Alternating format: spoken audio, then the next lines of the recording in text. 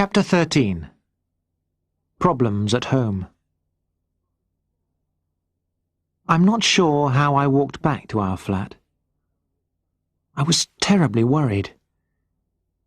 Andrea came home with Coti at 8 o'clock and put her to bed. I wanted to tell Andrea what had happened. But I didn't know what to say, because she had been so angry about it that afternoon. I also wanted to talk about what I had been told.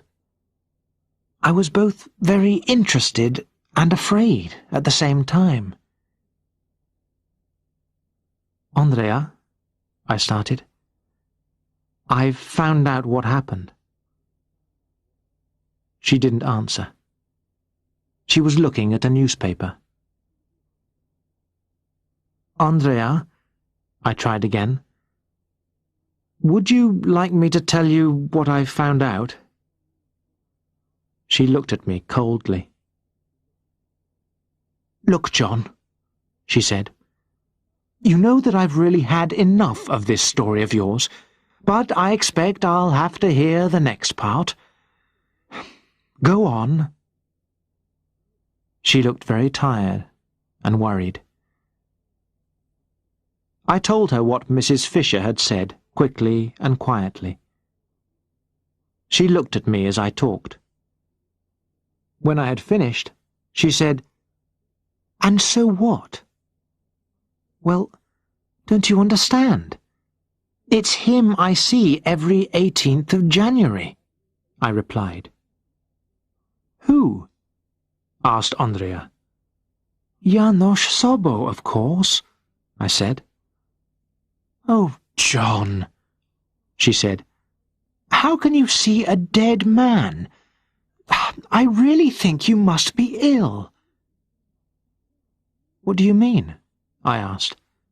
"I mean that you're probably very tired, from work and because of the baby," she went on, "and that you need some help from a doctor." "But Andrea," I shouted, "you came with me on the 18th of January and saw what happened." "John, remember that all I saw was you falling over and shouting," she said. I sat looking at her without saying anything. My wife didn't believe me. She thought that I was ill. And yet I knew it was all true. This man, János Szabó, my doppelganger, was there for a reason. He was there to tell me something, to help me in some way.